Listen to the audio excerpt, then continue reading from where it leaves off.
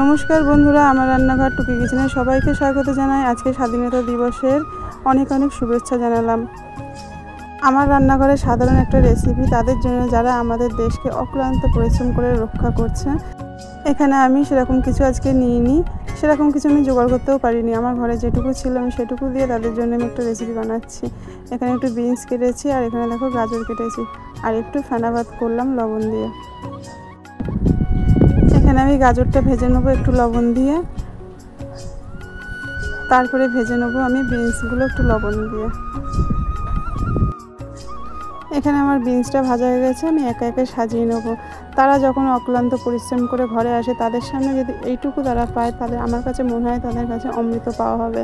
তো কেমন হয়েছে আমার ভিডিওটা অবশ্যই কিন্তু কমেন্টে জানিও।